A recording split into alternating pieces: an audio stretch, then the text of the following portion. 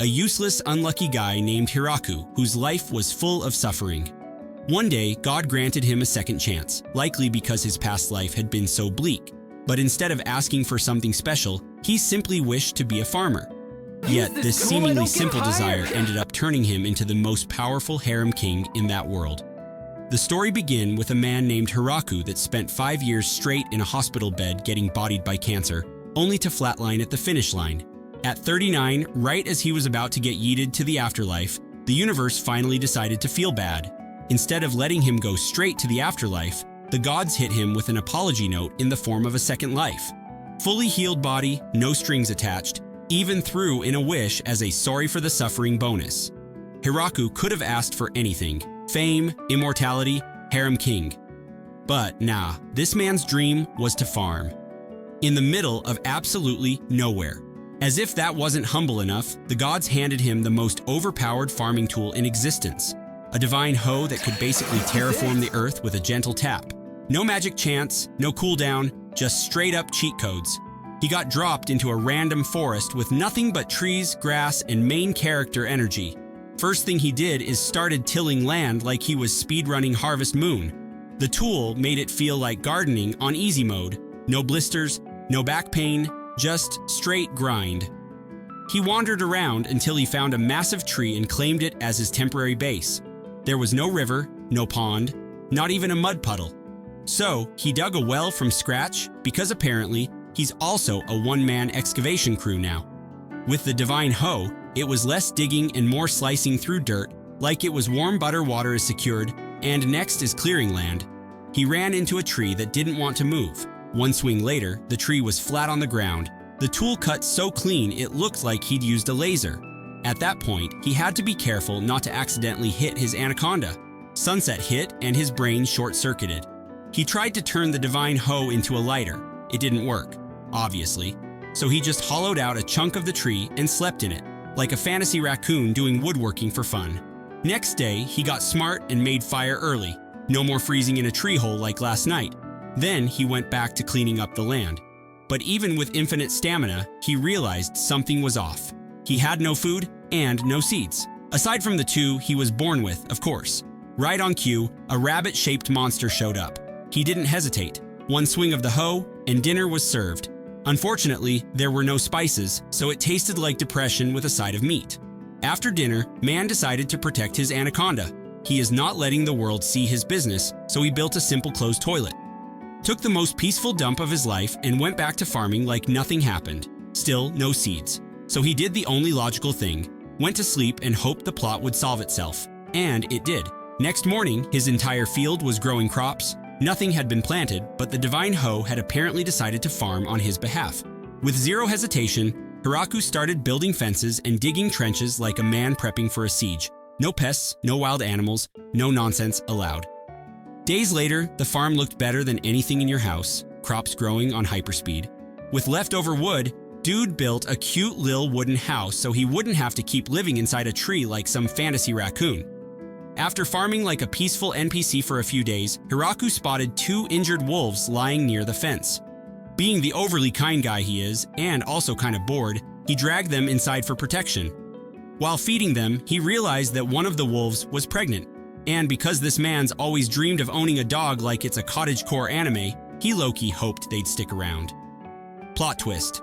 Mama Wolf was already in labor. So he rushed her into his wooden house, lit a bonfire, and prepped for a long night of canine chaos. Sleep was not happening, so he spent the night checking on them like an anxious dad. Eventually, the pups were born healthy, and to celebrate, Hiraku served up the best meat in the stash, fine dining for furballs. Days went by, and of course, this man built himself a whole new house. Meanwhile, the baby wolves were out here zooming around the field like it was a dog park. His tomatoes finally hit harvest season, and they looked so juicy he couldn't resist feeding some to the wolves. He even gave them names, Kiro and Yuki. Up in whatever cloud dimension he lives in, the god who threw Hiraku into this world just realized that he'd sent this dude to the most dangerous place on the planet. And now, due to some weird celestial rules, he couldn't even yank Hiraku's soul back. All he could do was sit there and hope the poor guy managed to live a decent life. Weeks passed, and Hiraku became a literal farming cheat code. The all-powerful tool he was given now let him grow anything just by thinking about it while hoeing the ground. Plants were popping off faster than logic should allow. Out of gratitude, he sculpted a statue next to a massive tree like he was building a shrine to the gardening gods. Even though he had veggies galore, every meal still tasted like air. Turns out salt and spices don't exist yet in his Minecraft server, so he pivoted to growing fruit trees. They took forever to grow, but at least they had flavor. After bonding with his pets, he headed into the forest and stumbled upon a river. Naturally, he wanted to dig a trench to reroute the water back home. But since this man isn't Senku from Dr. Stone, engineering wasn't exactly his strong suit. He gave up halfway and just walked back like, yeah, not worth it. Winter was creeping in, and he is still no jacket. His first idea was to make one out of monster skin, but the stench was straight up unholy, so that plan died fast. Instead, he focused on stockpiling food until Cairo, the literal MVP, led him to a giant spider who could spin high-quality thread like it was nothing. So now, Hiraku had a new roommate, a massive spider who asked for nothing but fresh potatoes in return for luxury-grade fabrics. He named him Mateo because, of course, he did. Thanks to this 8-legged legend, Hiraku finally had jackets, blankets, pillows, and even a bed, crafted like royalty, all bought with literal potatoes. Winter finally hit, and while Hiraku was out here cooking solo like a divorced dad with a Pinterest board, the loneliness crept in.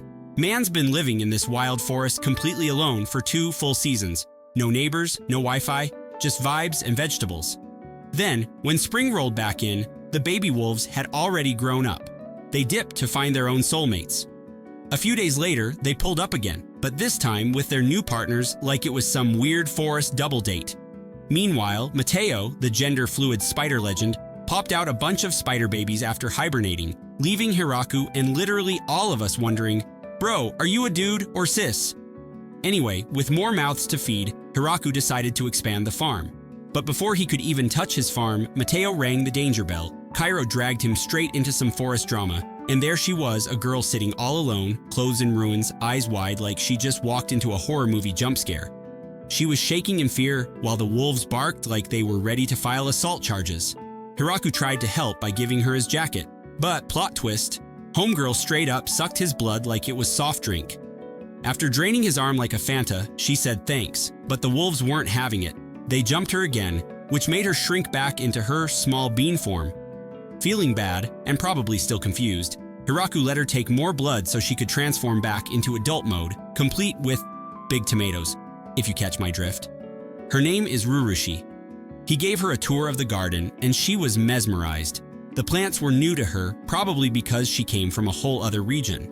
Hiraku handed her a tomato, and she lost it, said it was the best thing she ever tasted, just like her 2 big tomatoes. After exploring the area, Rurushi whipped out some kind of magic phone and started recording everything like a nature vlogger. She told Hiraku she ran away because people back home were trying to steal her research. And Hiraku, being the lonely king he is, saw this as a once-in-a-lifetime chance to finally not die single. Then he proposed, on the spot, and Rurushi, probably too stunned to process it, said yes. Without taking too long, Hiraku suddenly attacks Rurushi with his anaconda. The next morning, bro was energized like he'd had 3 cups of Fanta. He was farming harder than ever, and Rurushi was helping him with everything.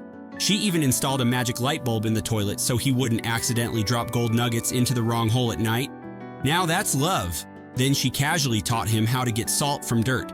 Just like that, food finally had flavor again. No more eating meat that tasted like damp printer paper. So, it's midday, and while everyone's chilling and talking fruit trees like suburban dads, then Mateo rings the alarm again. Hiraku rushes over, and turns out it's another mysterious girl passed out in the woods. This one's got wings though. She's an angel. Her name's Tia, and unlike Rurushi, she powers up when Hiraku stares deep into her very large tomatoes, if you know what I mean. While Hiraku's just happy there's a new face in town, Rurushi instantly flips into jealous girlfriend mode and tries to hide. But Tia called her a criminal. Ruru then reportedly ordered her wolves to attack Tia. After the fur flies, Hiraku brings everyone inside for a much-needed therapy session. Turns out both girls had been traumatized by the same aggressive wolves. Tia starts interrogating who Hiraku was, and Rurushi hits her with the boldest response that he was her husband. Then Tia drops the tea. She's actually a bounty hunter sent by some royal snob to capture Rurushi because apparently Ruru once blew up a whole castle with magical science experiments. But after some intense negotiations, Rurushi convinces Tia to stay instead. Tia said that it was fine, but only if she got to play farm too. Next thing you know, she's out here harvesting turnips and living her cottagecore fantasy. Later that afternoon, while the girls were recharging with sparkly anime magic, Hiraku just stood there like a useless NPC because he still can't use magic. Anyway, Ruru, now fully in assurance agent mode, invites Tia to stay forever. Tia agrees because obviously this enchanted farm is giving free housing and endless tomatoes. The next morning, business as usual. Everyone's farming, Tia's summoning golems to lift heavy stuff like it's nothing, and Hiraku realizes both Cairo and Yuki just had babies too. It's like the whole forest is getting hit with the Repopulate the Earth update. Mateo's spiderlings also dip after saying goodbye, flying off into the woods like they just graduated forest kindergarten. The smaller ones stay behind for now. Later that evening, Tia says she's leaving for a bit but promises to come back. And when she returns, she brings back an entire harem gang. Like, what even is this man's passive riz? The newcomers all line up to introduce themselves, and their leader, Ria, the one with main character vibes, explains they've been running from forest to forest ever since war wiped out their village. They just want a place to chill, farm, and not get obliterated. Tia told Hiraku to trust her, that they'd pull their weight. Hiraku, who had the emotional backbone of mashed potatoes, agreed. And just like that, it was housing expansion time again. This dude's life was basically Harvest Moon, Harem edition. And not only are these girls hot, they're also strong, smart, and totally down to do manual labor. Like wife material and construction crew? Hiraku really won the isekai lottery. While the elf squad's out there building 5-minute crafts home versions, Hiraku goes full Minecraft mode collecting materials. And in just a hot minute, they build a massive mansion that's like 10 times bigger than Hiraku's sad little shack. It's got a living room bigger than most apartments, complete with a communal table for gossip, drama, and passive-aggressive breakfast chats. Everyone even gets their own room upstairs. The place suddenly filled with good vibes and questionable relationship boundaries. The elves enthusiastically offered to contribute and casually took up blacksmithing. Thanks to them, Hiraku finally owned a frying pan. Turns out these elves are mad skilled. Like, they've been wandering for centuries, grinding XP, and now they've finally found a home they're not going to get evicted from. But then, Hiraku notices that look in their eyes.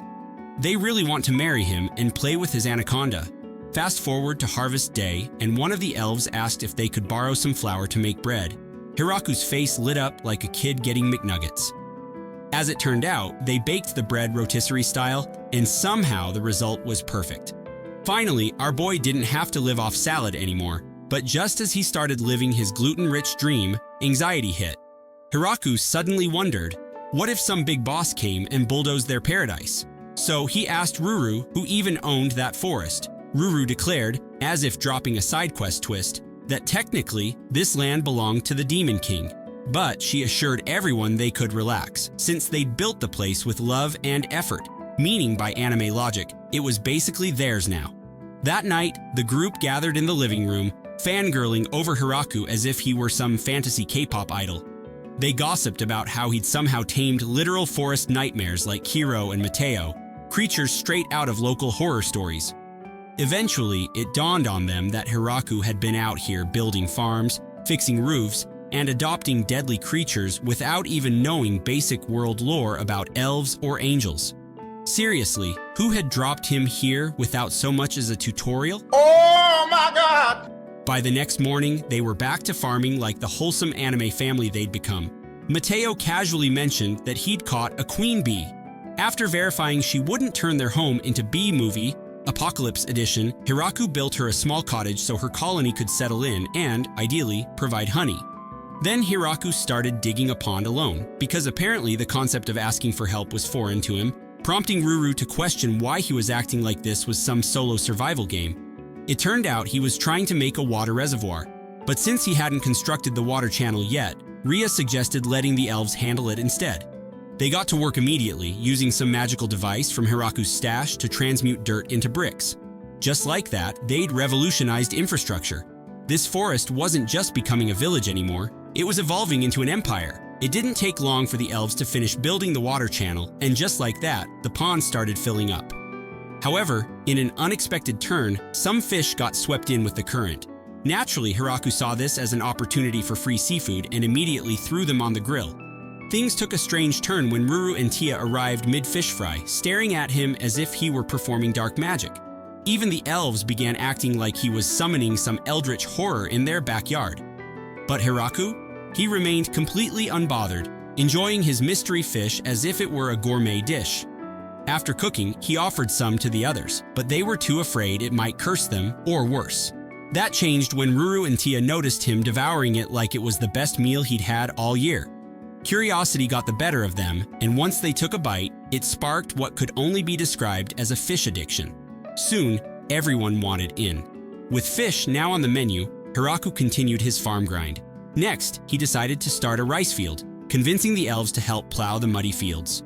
They adapted quickly, and within days, the rice was ready for harvest. Seeing how skilled the elves were, Hiraku began thinking intensely, perhaps too intensely. His mind wandered to the idea of marrying all of them, though not in a romanticized way. Instead, he found himself preoccupied with concerns about his own physical endurance. Really, he should have been focusing on the rice. Once harvested, the rice was milled, cooked, and, thanks to Ruru's flame magic, prepared without burning the village down.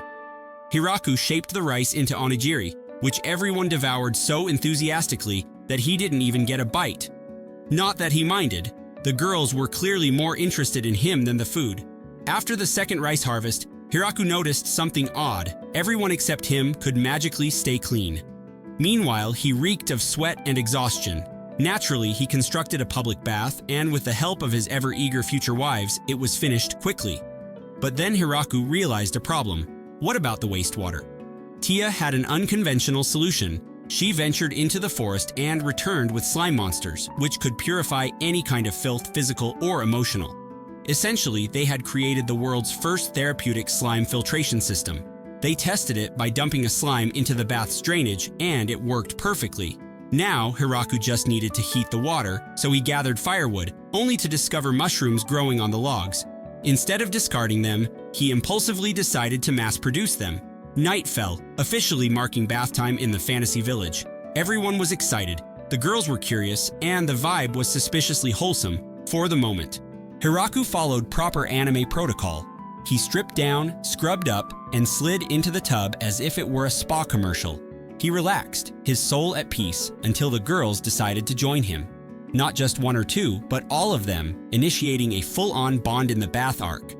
Hiraku, the least mentally prepared man in existence, tried to leave, but the girls refused, insisting he stay for team building. Trapped in a co-ed hot tub surrounded by elf waifus, he could only accept that this still somehow counted as a farming anime, and we don't know what happens next. The next day, Ria arrived with news that 5 new girls were begging to move in. Hiraku didn't even question it. By now, he was essentially living an accidental cult leader lifestyle. They constructed an even larger house, and in a move that defied logic, they gave him a special locked room. The design blatantly suggested baby-making chamber. When Hiraku entered, saw the setup, and immediately slammed the door, he mentally erased the entire site from his memory. To distract himself from his ever-growing fantasy harem, he built statues of his dogs, Kiro and Yuki. Then, he dove back into cooking, this time preparing curry. While collecting spices, Tia and Ruru discovered some coriander with such a wild smell it could repel wolves, nature's pepper spray, apparently. With all the ingredients secured, Hiraku began cooking, though only Ria came to help since everyone else was mysteriously busy, which really meant they were watching from the bushes like nosy NPCs. They went full Gordon Ramsay, pan-frying rabbit meat, grinding spices, sautéing onions until golden, and tossing in tomatoes like professionals. The aroma was so irresistible, even the elves hiding in the shrubbery started drooling. Then came the final challenge: is can I bread? Hiraku rolled the dough while Ria assisted. Eventually, even Tia and Ruru got drawn in by the enticing atmosphere, though the other elves remained lurking as if observing an undercover cooking show. By the time everything was ready, the table was packed. Yet, as usual, no one dared to take the first bite, until Ruru did and practically ascended to another plane of existence. After that, it turned into a full-blown feeding frenzy, plates flying, sauce dripping, Curry annihilated. Hiraku, the poor guy, didn't even get a crumb. Weeks passed, and with winter approaching, Hiraku finally had real help. The elves chopped wood like seasoned lumberjacks. Tia and Ruru preserved meat like medieval homesteaders, and Hiraku constructed an entire storage system for vegetables and fruits, since unlike the others, he couldn't rely on magic. That night, Hiraku confided in Ruru about feeling useless without magic, but she shut that down immediately, pointing out that he'd wandered into a death forest, befriended lethal monsters, and built a functioning society from nothing, something no other human had ever accomplished. And she was right. Hiraku might not have had magical abilities, but he possessed the plot armor of a protagonist, and sometimes that was enough. Now the real questions start kicking in. Who's gonna be the lucky girl to lock down Hiraku? Just how cracked is this dude's power, really? And for real, what's he even gonna do next? Stick around for the next part, because whatever happens after this, one thing's for sure, it's not gonna be boring. Thanks for watching. This is Dem Recaps. Make sure to subscribe, and I'll catch you in the next one.